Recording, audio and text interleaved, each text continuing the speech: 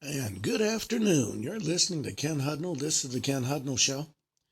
Coming to you from our studios right here in exciting El Paso, Texas. Gateway to the Old West and the most haunted city in the country. Well, today is October the 2nd, 275th day of the year. Just 90 days remain to the year's over with. We get to start a new year. Holidays and observances. It's National Poetry Day. National Name Your Car Day. There are those that say you can't truly love your car unless you give it a name. National Batik Day. Now, the National Batik Day celebrates the beauty and cultural significance of batik, traditional Indonesian textile art. The special day celebrates the intricate patterns and rich history, reflects the country's diverse heritage. People in Indonesia take pride in this unique art form. They wear the batik to honor its place in their culture. And it does give a unique appearance. World Farm Animals Day. Audiophile Day. There are those that are passionate about high fidelity sound. They explore music through top-notch gear and reveal nuances others may miss. International Day of Nonviolence. Bring Your Bible to School Day. National Custodial Worker Recognition Day. And of course, it's also National Custodian Day. Canine Companion Day. National Fried Scallops Day. Guardian Angel Day. National Smarties Day. Imagine unwrapping a roll of colorful candies, each piece offering a burst of sweet nostalgia. This is a day of celebration dedicated to these iconic sugar tablets. They've delighted the taste buds for generations. A special day honors the joy that comes from just enjoying these tangy pastel-colored treats. National Report Long-Term Acute Care Hospital Fraud Day. National Produce Misting Day. Second, it's a celebration in Indonesia. Pulses with energy and tradition. Honors the birth of the Prophet Muhammad. Reminds people the significance of Islamic teachings in their lives. World Animal Week. BPD Awareness Week. That's a mental health condition. And by raising the awareness, it fosters empathy for those navigating the complexities of BPD. Seal gathering season. Samhain. Red Valley. Back Care Awareness Week. Fiesta de San Pacho.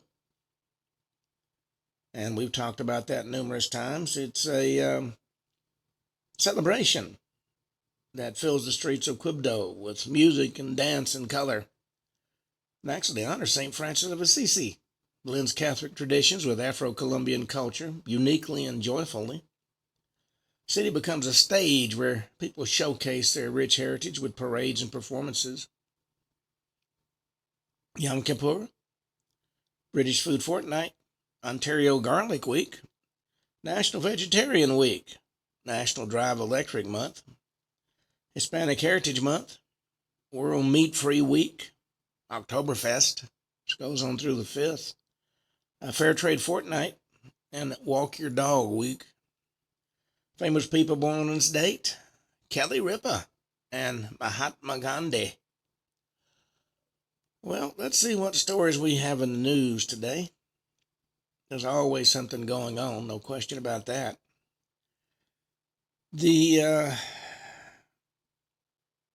Maybe today?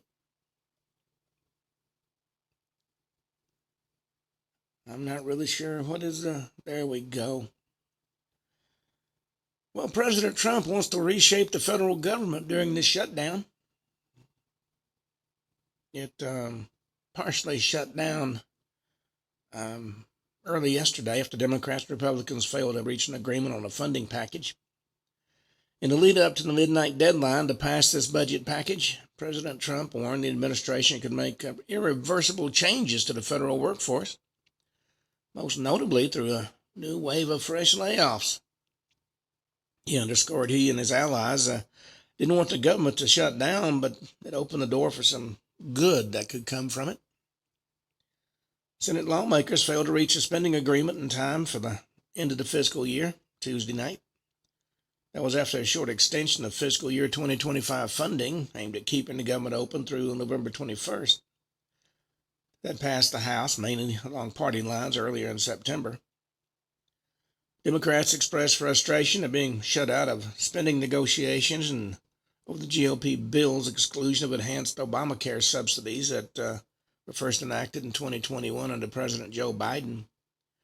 These subsidies, a COVID-19 era measure, are set to lapse at the end of 2025 unless Congress takes action. They're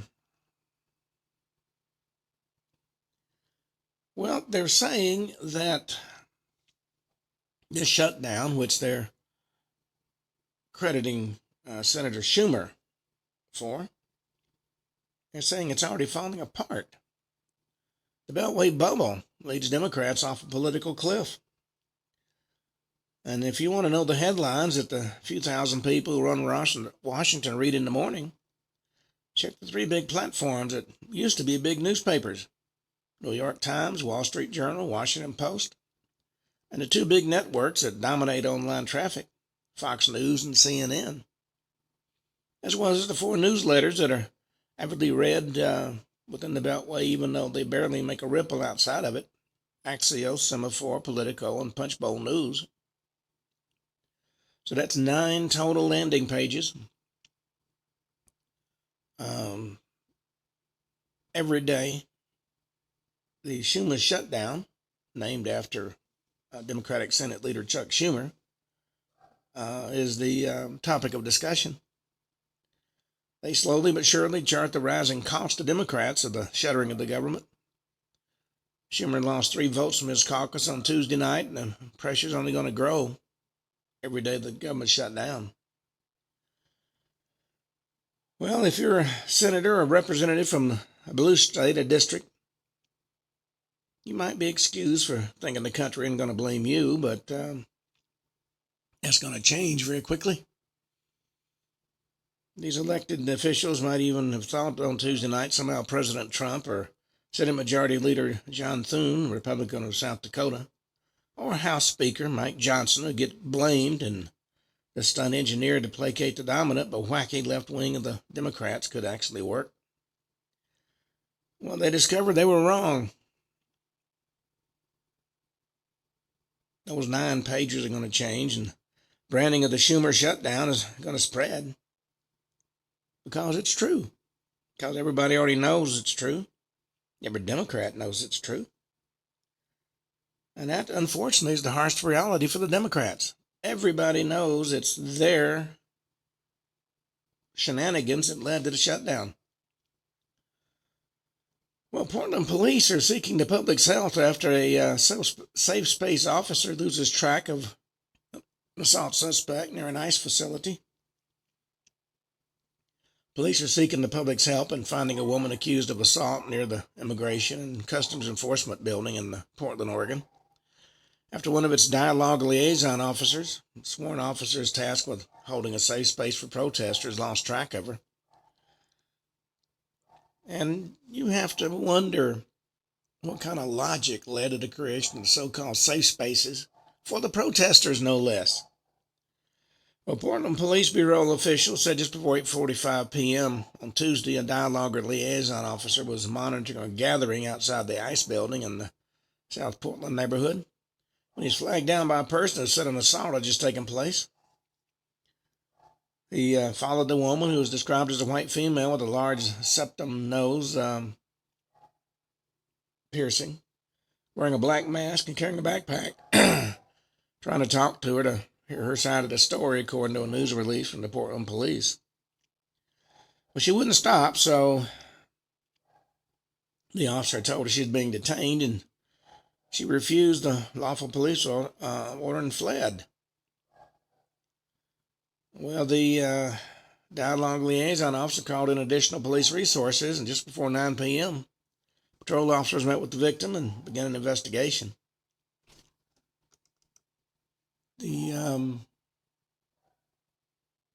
officials said this case has been assigned to a detective with the Major Crimes Unit, though they didn't release any information about the alleged assault.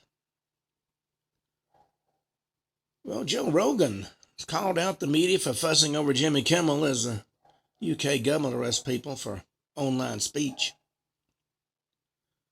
The Rogan criticized the American media for focusing on late-night host Jimmy Kimmel instead of what he called a dangerous erosion of free speech in the UK.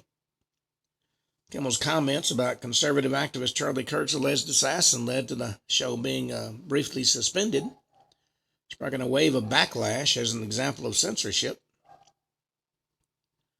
Well, Rogan argued that focusing on a single talk show host was a distraction from what he described as the UK and Europe's crackdown on speech.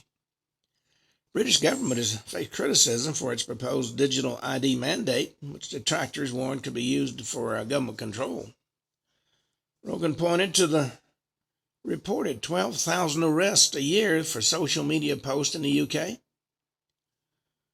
He said the fact that our mainstream media is relatively silent on this insanity is crazy. You're seeing a complete, total attack on one of the most fundamental principles of the Western world, which is your ability to express yourself. He said these people are not calling for violence. They're being arrested for wild things, being arrested for liking posts. People are investigated for viewing posts. 12,000 people arrested by the police in the UK, the same place that just implemented digital ID. It's an Orwellian nightmare coming to life right in front of our face, and nobody's saying a word. We're more concerned about whether or not Jimmy Kimmel's upset. Well, Keith Urban, Nicole Kidman divorce is sending shockwaves amid whispers of there being another woman. Nicole Kidman filed for divorce from Keith Urban. That sent shockwaves through their fans, and now these rumors are swirling. There may be a new woman in the country star's life. The TMZ was first to report that Urban may already be involved with another woman, with a source close to Kidman saying all the signs point to the fact Keith is with another woman. Let's just say Nicole doesn't dispute that, but she's still shocked over it. Another source claimed to the news outlet about his rumored new fling and said the story's all over Nashville. People magazine said that Kidman feels very betrayed by her marriage of 19 years coming to an end. She's hurt and feels betrayed, and it's devastating. She's shocked, according to one news source. September 30th, she filed for divorce from Urban, ending 19 years of marriage. Cited irreconcilable differences and ongoing marital difficulties, according to court documents. She listed September 30th as the couple's date of separation. Now, although this split maybe seemed sudden to the fans, those close to the couple said it was a long time coming. Well, Padres' Mason Miller makes Major League Baseball postseason history in a Game 2 outing versus the Cubs. Padres needed a win in Game 2 of their wild card series against the Chicago Cubs after losing Game 1 on Tuesday in Chicago. And he leaned on the star-studded bullpen to get the job done. Miller was among those as he pitched nearly 2 innings, but it was his 9th pitch of the night that rewrote the Major League Baseball record books. That flame-throwing righty threw a 104.5 mile per hour fastball to strike out Cubs catcher Carson Kelly. That pitch wasn't just the fastest Miller's thrown in his career, but it was also the fastest pitch in the postseason since pitching track in 2008. That's according to the Major League Baseball.com's Sarah Langs.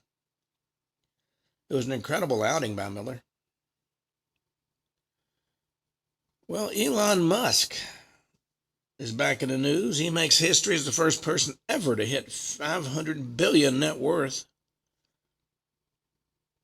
Billionaires' wealth has grown from $24.6 billion in March 2020 to the half a trillion mark this week.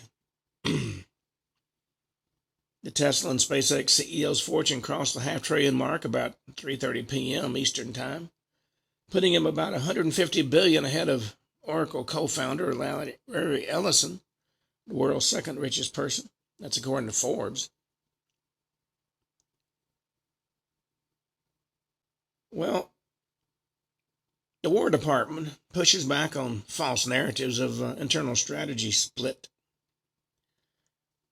The Department of War says the national defense strategy was seamlessly coordinated with senior civilian and uniformed leaders. Any narrative to the contrary is false. On Monday, the Washington Post reported that multiple senior officers had raised concerns about the forthcoming strategy, pointing to a divide between political leadership. Deputy Secretary of War Steve Feinberg pushed back on Wednesday in an on-the-record statement to Fox News. And he was adamant that the defense strategy has been seamlessly coordinated with all senior civilian and military leadership. The drafting team included a policy lead, a joint staff deputy, and representatives from the military services who consulted widely with civilian and uniform officers. Well, two Delta regional jets collided on the taxiway at LaGuardia Airport. One person was injured. The two Canadian jets operated by Endeavour Air, subsidiary of Delta, collided on a taxiway at Wednesday night. Incident took place at 9:58 p.m. between two Canadair CRJ 900 regional jets. One was an outbound flight and the other was inbound, according to the Port Authority of New York and New Jersey. Delta spokesperson confirmed to Fox News that one flight attendant suffered a minor injury and being treated by EMTs before being transported to a local hospital as a precaution. No other passengers were injured.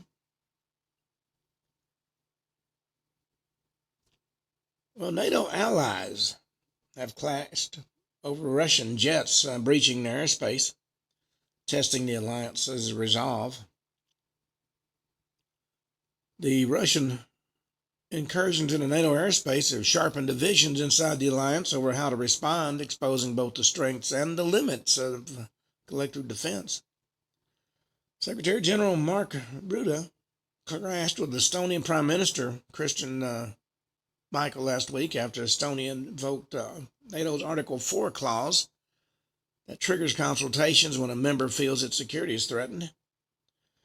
According to 3 European officials granted anonymity to speak freely, Rutte argued that repeated incursions risk diluting the treaty's force. One source said he even raised the voice at Michael, warning that NATO must be cautious about how often it signals alarm. And Rutte argued if Article 4 were invoked every time Russia violated sovereignty through drone incursions and fighter jets and cyber attacks and more, it'd quickly lose impact, according to the officials. There are those that believe that Putin is spoiling for a war larger than Ukraine.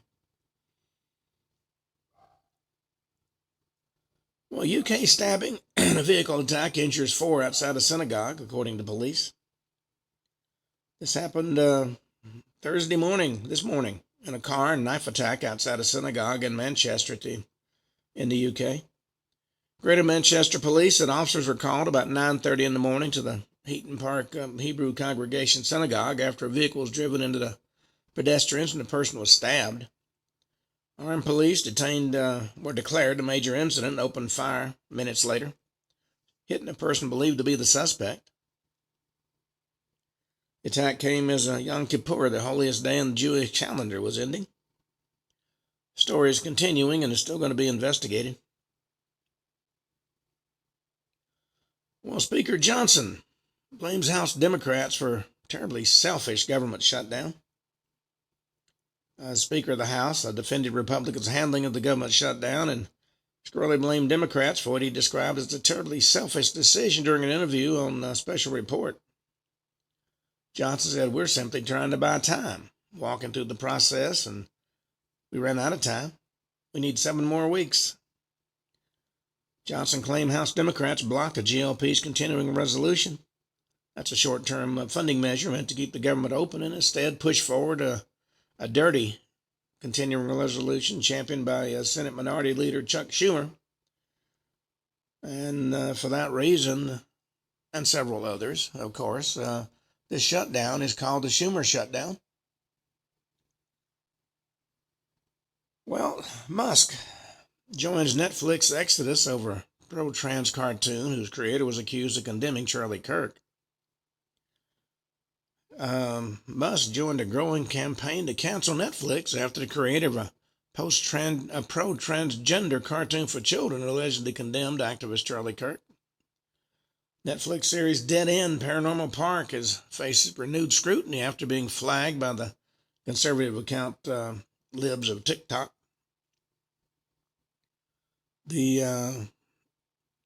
This Dead End Paranormal Park show on Netflix is pushing pro-transgender on children. The show is advertised for 7 years old, according to the account posted.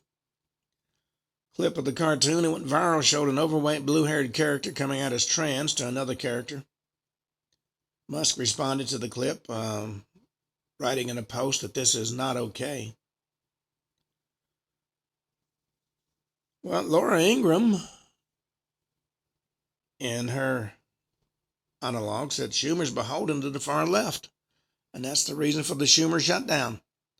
And if he's remembered for nothing else, he's going to be remembered for this shutdown.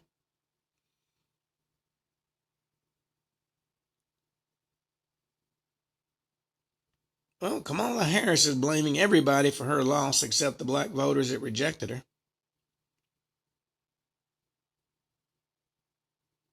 She didn't singularly lose because of President Joe Biden. She didn't lose because of so-called racism. She didn't lose because of misinformation or because Mercury was in retrograde. She lost because millions of black Americans abandoned both her and her party. And that's one truth she can't manage to say out loud. Well, ICE directors revealed dangerous nightly Antifa battle as Trump prepares a federal deployment in Portland, Oregon. Federal immigration officials say they're preparing to deploy agents to Portland as groups they describe as Antifa-linked have escalated attacks on personnel and facilities. And ICE officials are warning they'll act if local authorities fail to intervene. According to acting ICE Director Todd Lyons, it's been a consistent battle every night with Antifa in Portland. He was interviewed on America's Newsroom on Wednesday. And Diddy's last-ditch legal moves was shut down by a judge days before sentencing. Judge Aaron Subramanian rejected Sean Diddy Combs' request for a new trial and the rapper's demand for an acquittal days before his scheduled sentencing. The judge said the prosecution provided overwhelming evidence of Diddy's guilt on the charges of transportation to engage in prostitution. According to the federal judge, in his opinion, obtained by Fox News, the government proved its case many times over. And that by itself might be enough to dispose of Combs' challenge, but the other factors don't do much to help him either. Combs' legal team had argued that sex trafficking and racketeering evidence would have prejudiced the jury. The judge rejected the spillover prejudice argument, pointing to the split verdict. So it looks like he is going to spend some additional time, behind bars. Harvard faculty expressed support for potential left-wing political violence during a 2018 panel. Since I got my last degree in 2013, I think it was, and almost every university's taken a hard turn to the left since that time. During a 2018 panel hosted by Harvard's Carl Ryan Center for Human Rights, 3 faculty members praised the presenter after he made his case for potential armed left-wing political violence. Ivy League school hosted a panel called "You Don't Stand Around and Let People Get Hurt," anti-fascism after Charlottesville. The panel's star guest was Professor Dwayne Dixon of the University of North Carolina at Chapel Hill. He was placed on administrative leave Monday after reports of his armed left-wing activism as a member of the far-left gun club Redneck Revolt surfaced. Don't you love the names these people come up with for their craziness? Well, on that note, we have finished up our news segment. You know, if you've been listening to this show at all, you know that one of my favorite topics is the paranormal. And we've talked about haunted churches, and we've talked about haunted estates and everything else you can imagine. You know, one reason for a lot of hauntings has been the many wars that have been fought across this planet. And there's quite a number of hauntings that came out of World War II. And outside of the conflict between the U.S. and Japan, a lot of folks in the Western world forget that Asia was also undergoing massive fighting, a lot of torture and death during World War II. And some of the most horrific events during the 30s and 40s occurred during the intense violent conflict between China and Japan. In fact, even today, Japan refuses to acknowledge a lot of its horrific war crimes committed against the people of China. And that even includes the rape of Nanking, which was horrendous in the amount of violence it unleashed on the Chinese people. And these stories are just a fraction of the supernatural entities in Asia, both on land and in the Pacific Ocean. Well, one of the monuments, if you will, to this in Asia is the Penang War Museum. By all accounts, it shouldn't be haunted, but it's full of World War II ghost stories. In fact, it's considered one of the most haunted places on Earth. There's even been a number of TV shows about it. But you have to wonder why it might be so seriously haunted. It sits on Bukit Batu Moing Hill and was built upon the remains of a British fort from the days when Great Britain colonized Malaysia and attempted to hold the region during World War II. They built this fort in the 1930s and deliberately ensured it could withstand an attack from the sea. What they didn't anticipate was that the Japanese would respond with an aerial assault.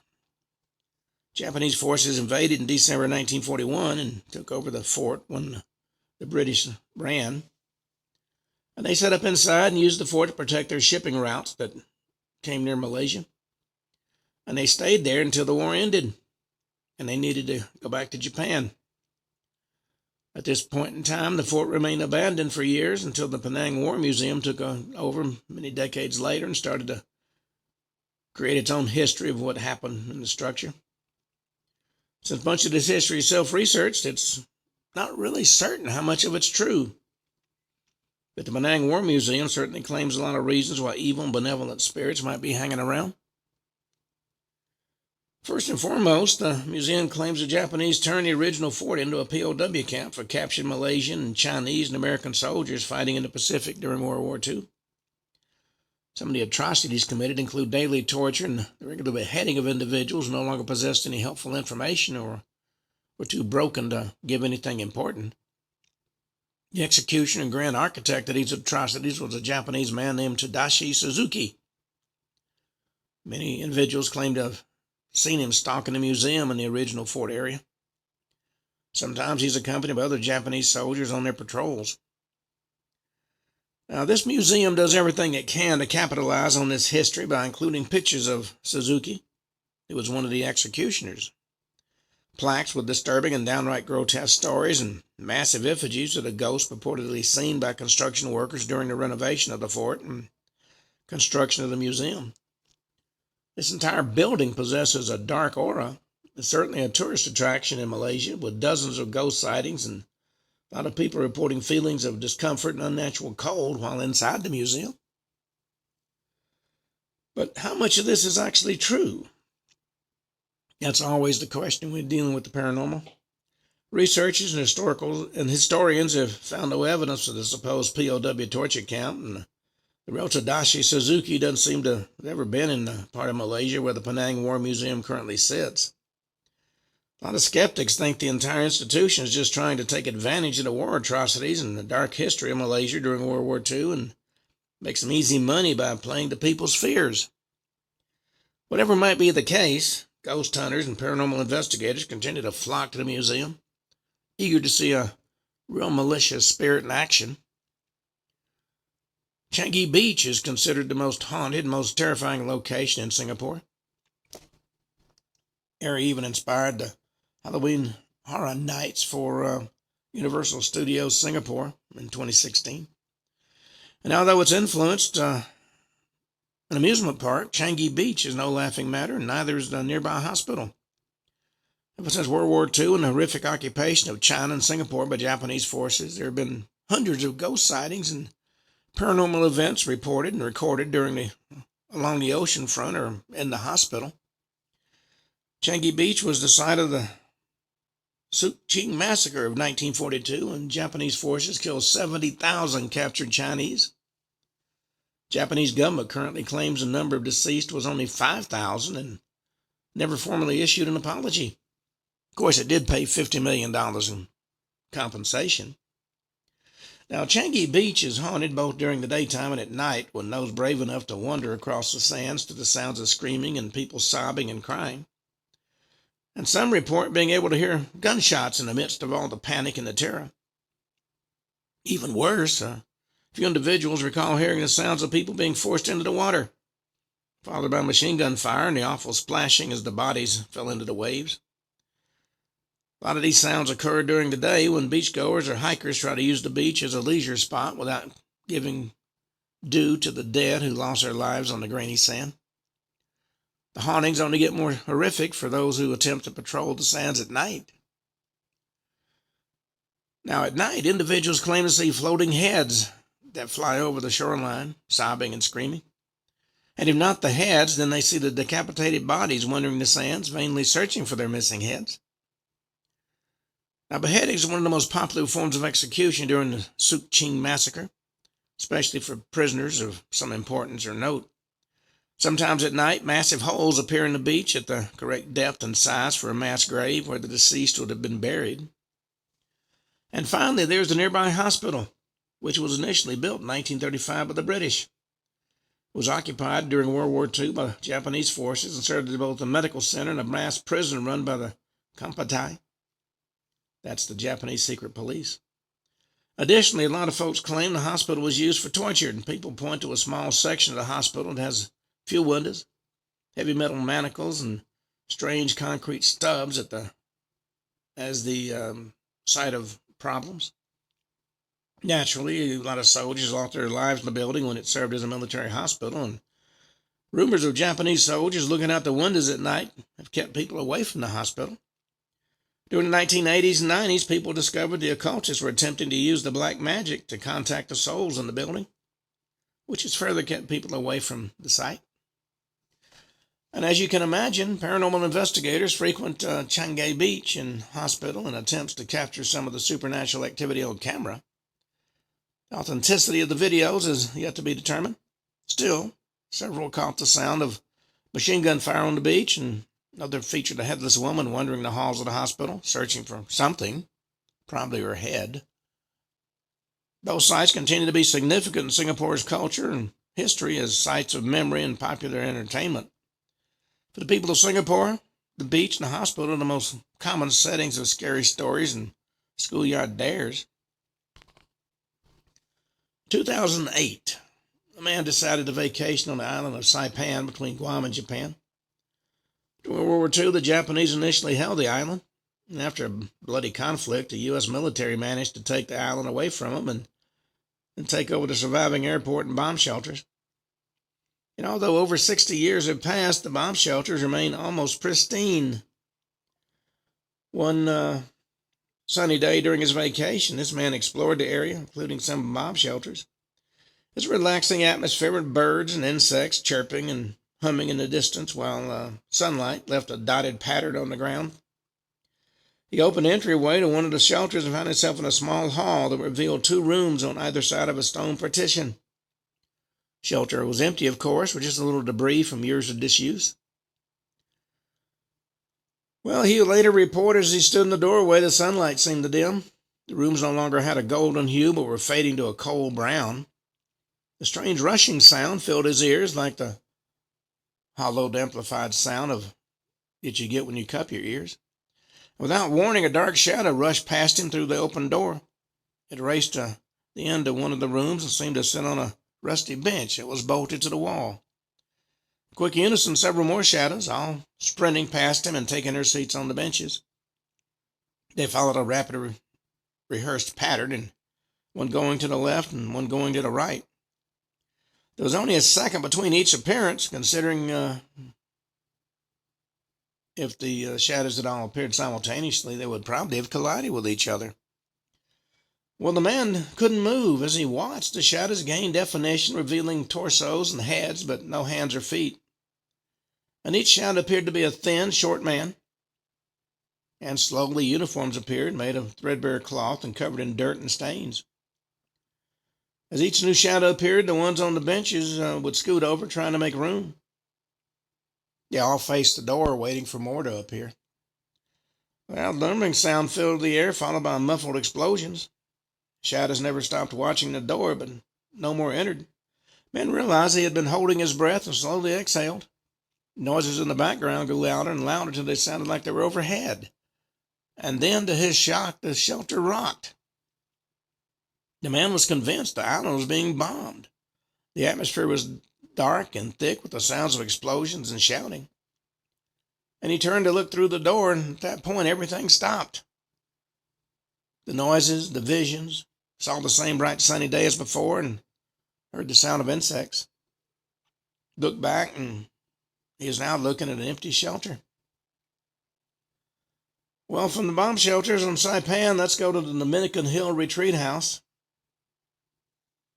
additionally known as the Diplomat Hotel. Remains an abandoned building with vibes reminiscent of the overlook from The Shining. American friars from the Order of the Preacher, in conjunction with the Spanish members of that same order, wanted to make a vacation house for various priests and nuns who would spend time in Baguio, city in the Philippines. 1911, the design and construction process began, and the result of the work was an immaculate building atop a location called Dominican Hill. It became a lovely vacation home for members of its Christian order. Even ran a school there for several years, mainly for tax exemptions. Then came World War II. Japanese forces attacked the Philippines December 8, 1941, and they rapidly took over a series of islands despite facing constant resistance from guerrillas and what remained of the Philippine military. And as Japanese soldiers moved across the nation, numerous divisions within the army and government started to arrive, including one of the most feared groups in the Pacific theater of war, the Kampatai, the secret police. They were a form of military and security police that operated with a significant degree of independence in the areas they occupied. And they took over the religious order, staying at the Dominican Hill Retreat House. Began a reign of terror where they interrogated and tortured and raped and beheaded nuns and priests and civilians in the former vacation home. The Dominican Hill Retreat House became the headquarters of the Japanese forces in the Philippines. It was one of the last places vacated when the Allied forces attempted to liberate sections of the Pacific. Well, the building became uninhabited and remained that way for a long time, since few people wanted to be associated with the site of so many crimes. In 1973, a company called Diplomat Hotels Incorporated acquired the property, and it took steps to set up a new hotel in the former Dominican Hill Retreat House. The interior is completely remodeled to support 33 bedrooms, but much of the religious artwork was kept from the religious construction.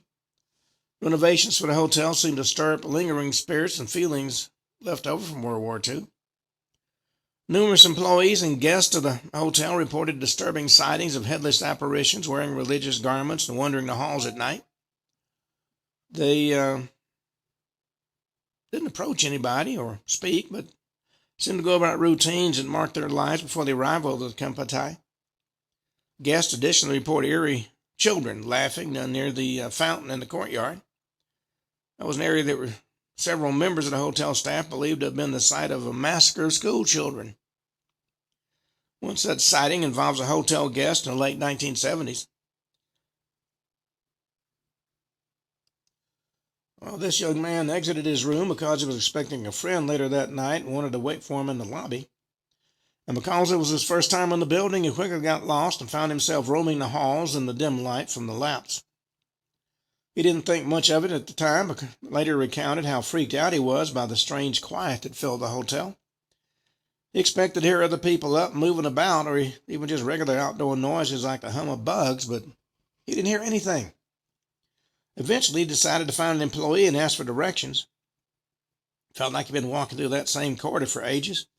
Kept wondering until he saw what looked like the black cuff of a pair of dress pants turn a corner in front of him. He ran after that individual, not wanting to lose him in the hotel. His footsteps echoed off the walls, strangely loud. Rounded the corner and reached for the employee's shoulder and froze. Because standing in front of him was a person dressed in an old black robe that looked faded, like somebody had left the entire ensemble in the sun for too long. But the most stunning part was the man didn't have a head.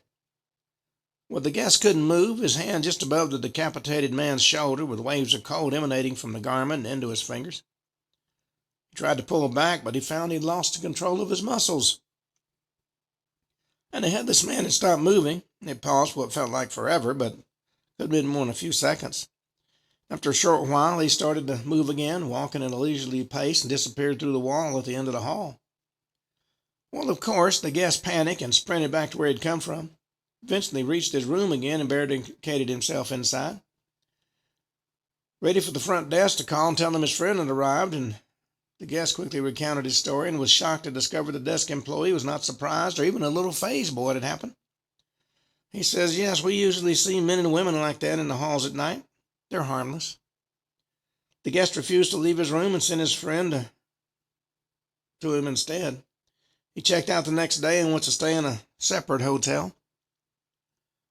Now, this man's story is not very different from many other accounts of visitors at the Dominican Hill Retreat House.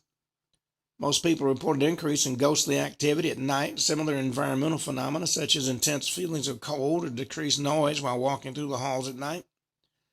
And individuals who hear the children tend to be more disturbed than their counterparts or encounter the headless clergy members, potentially because the laughter is so jarring, considering what happened to these children years ago. In 1987, the owner of the hotel was diagnosed with a massive brain hemorrhage. The entrepreneur and faith healer, who was known for psychic surgery, died shortly after that. The hotel quickly went out of business and the building was abandoned. Suffered significant damage during an earthquake in 1990 and spent over a decade being looted and vandalized. Several of the criminals who set foot on the property report the same things as a hotel guest. They report hearing sobbing and laughing and seeing headless apparitions wander the halls, clothed in the religious garments of the 1940s. Well, today, the former retreat house and hotel is a National Historical Site and heritage spot designed to promote tourism. It continues to be popular with ghost hunters and other supernatural fanatics eager to catch a glimpse of the religious spirits haunting this World War II site. Of course, in regard to their desires to see the ghosts, sometimes be careful what you wish for. Well, aerial power was one of the most decisive resources an army could have during both world wars. And many of these surviving accounts come from World War II. And just like stories of a captain going down with a ship, sometimes a pilot chooses to stay with his plane, even in death. One curious case, a Labrador chose to stay with his beloved friend rather than move on to the afterlife. Well, we're going to talk about the Dam Busters, a group of men who performed extraordinary aerial attacks during World War II. And their mascot was a large black Labrador. The dog accompanied its owner on many missions and served as an inspiration and humanizing force for soldiers while in the thick of combat. Unfortunately, he died shortly after the war ended. The Dam Busters' actions were so great they received a war memorial for their work in, of course, busting dams held by the enemy. In particular, they were honored for their work during Operation Chastise in May of 1943, when the dam busters took off from a remote airfield and managed to flood parts of Germany using carefully dropped bouncing bombs. British school children often visit the dam busters' war memorial. One day in the 1980s, while on a trip, an interesting photo was taken. A black Labrador, the exact same size the original mascot, sat between the students. When questioned, everybody said the dog showed up and sat down while they prepped for the picture and left immediately after the photo was taken.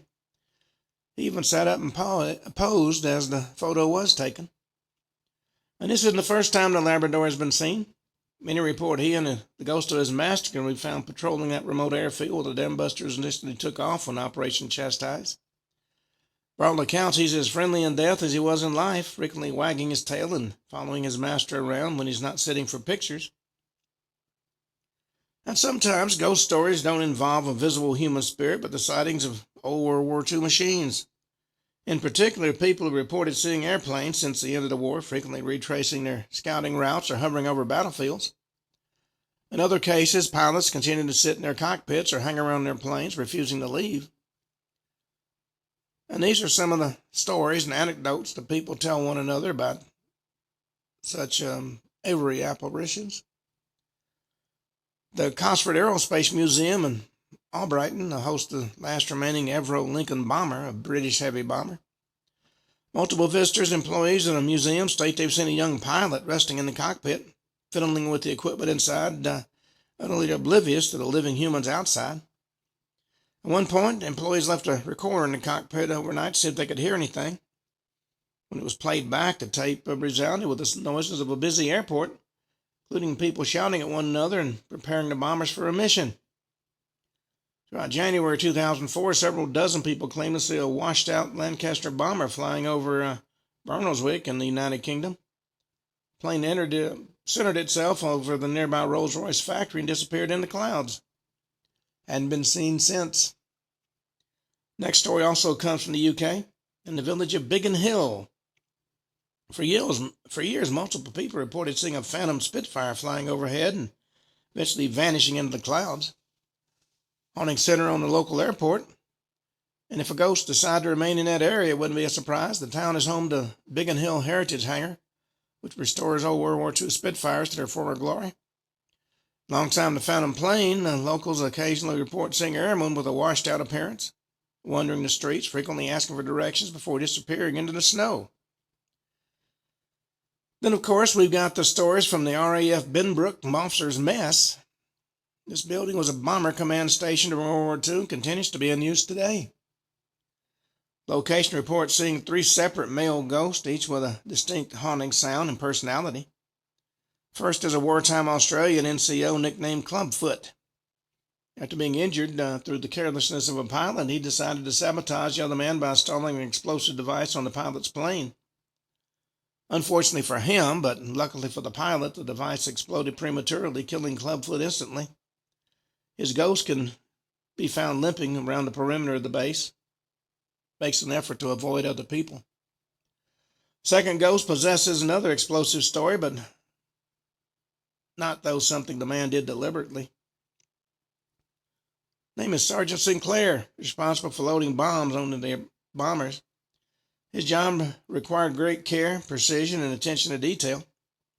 Did his job perfectly for over a year till one day he realized he'd made a mistake during the loading just before the plane needed to leave. According to the story, he raced back to the plane and frantically tried to stop the bomber from starting up, only to be caught in the resulting explosion when the pilot started the engines anyway. His ghost can still be seen on the airfield waving his arms and trying to get the attention of an unseen pilot. Sometimes he also stops people and tries to give directions away from the airfield as though he's keeping the runways clear. Third ghost is an unusual one that doesn't seem to belong to a military base. As far as a witness can tell, the spirit's that of a young boy that likes to cause mischief. He can be heard giggling and turning lights on and off and opening and closing doors and even hiding keys in hard-to-reach areas, such as up near the ceiling. Some suspect he might be the child of an officer who was allowed to play on the base, while others think he's just a gremlin who blew up during one of the plane's explosions. Either way, it appears to be the one seen or at least heard the most. RAF Bletchley experiences its own share of strange hauntings. Most common is the appearance of an elderly woman in a bright green apron pushing a trolley through the medical quarters. Now, nobody's seen what's in the trolley, although witnesses suspect she was a nurse helping to treat the wounded pilots, last seen during the 1950s and hadn't made a comeback since. More recently, employees and soldiers report hearing a disembodied male voice speaking to them in unusual locations. Some claim to hear it in bed, and others said the voice materialized right next to them in the passenger seat of their cars. Witnesses state the voice might have been scary if it wasn't for the content of its speech. So that means you have to ask what it is the voice tells them. Well, the voice wants them to fill out their logs, which is a record of their activities. Well, this next story features another haunted RAF base. This time it's in Digby. 2 guards spotted a phantom RAF officer wearing an old World War II uniform and riding a bicycle around the base at night. And he followed the same pattern for days, frequently darting between the buildings and even around some structures that no longer existed. Finally, he approached the 2 guards and asked to be led into the control tower. Well, the guards really didn't know what to do. He looked surreal. It was surreal, with regular skin and a calm demeanor. But he still had on his World War II uniform. When looked at closely, the guards could see he was strangely translucent, like he wasn't there at all. Well, after some deliberation, the guards opened the control room for this individual. He thanked him and started biking toward it, only to vanish after a few feet, and been seen since. Well, this next one, known as the Headless Hitchhiker, nobody's quite sure who this man was. By all accounts, he dresses like a low-ranked American pilot in poor condition, with tears in his coat and scraps of fabric missing. He roams around a field in Hadstock, wandering near the road and occasionally lifting his thumb in the classic hitchhiking sign. But the connection between his head and neck is remarkably smooth, with no visible blood or torn flesh. By all accounts, residents of the town think he's the ghost of an American pilot who crashed late during World War II and was found with his head taken clean off by a stray line during the landing. To date, nobody's reported stopping and giving him a ride. You know, there's some very sad stories that come out of these hauntings. I've got 3 new ones that originate from atrocities from World War II. When the Nazis hunted down and tortured and executed political dissidents and Jews and the Roma people, homosexuals, and any others considered impure or harmful to the future of Germany. Now, France was the front of the Western European front for a long time due to its close proximity to Germany. So it should be no surprise that people continued to encounter ghostly apparitions decades after the fighting ceased. In 1987, one young woman moved into a new house in Colmar, Alsace, France, with her parents and siblings. At the time, she was only 4 years old, so she didn't see the house till she was 8. It was hot summer, spent much of her time indoors exploring the new terrain. Spent a lot of her time playing and searching around the basement, which was cool and inviting. And since she was 4 years old, she avoided the attic. Remember going up there once with her mother when they first moved in, immediately wanting to leave. According to her, she felt like there were eyes watching her and something dark was lurking in the shadows. And even as a young child, she recalls believing a beast was hiding somewhere. Even though she was only 8 at the time, she decided to go upstairs with her friend Melanie. Exploration was driven by a standard childhood ambition. Found a secret passage like the one they'd read about. There's a hole in the wall about 3 feet high, but not large enough for anybody to get in, so she approached and looked inside. It appeared to be another room on the other side, but there were no windows or doors to get in. But it did feel like something emanated from the hole, almost like a cold air. And since there was nothing she could do at the moment, she decided to come back later with a flashlight. Well, the next week, she and her friend ascended the stair one more time to the attic. Her friend had been in the attic before and never felt anything, so the young girl thought she just had an overactive imagination and was seeing things. Well, while her friend held the flashlight and pointed the beam of light across the attic, the girl stood by the wall. No sooner had the friend snapped on the light, she gasped and whispered in French, "What's that?" Both girls found themselves staring directly into the eyes of a young man who sat curled up on the floor with his arms wrapped around his knees. Looked colorless, like something from a faded photograph. He stared into her eyes and smiled slightly and reached forward. The girls ran down the stairs and refused to ever go back into the attic. The friend denied they saw a ghost for years, and the girl only felt relieved once her family moved to another house 3 years later. After leaving, her grandmother did some extra research about that house, and as it turned out, historians suspected the house held a clandestine printing press and that created anti-German pamphlets and slogans. But the girl had other ideas. There might have been a printing press there at some point, but she thinks the room was also used to hide people. And the ghost of a man on the run still remains. Well, Eastern Europe was the scene of some of the worst events during World War II, including gas chambers and mass killings and graves and Jewish ghettos and rape and torture. One young man found himself driving through the woods one night in Latvia. This wasn't the first time on the road since he needed to go through the woods to get to and from work during the day. Throughout this time, he never experienced anything strange, but he spent a night in the town with some friends and found himself trying to get home at 2 a.m. Halfway through the forest, a feeling of dread overtook him. He struggled to breathe, and it was like there was a weight sitting on his chest, suffocating him. So he pulled over and got out of his car. Needed fresh air, but standing by the road, facing the trees wasn't enough. Without thinking, he started to walk into the woods, struggling to inhale. And that dread wouldn't go away. He moved until he felt shivers up his spine and goosebumps along his skin. Finally managed to gulp some oxygen and went back to his car. Well, he got back inside and started to drive, only to be greeted by an audience. 15 figures stood on the road behind him, eyeless and faceless, but somehow still watching.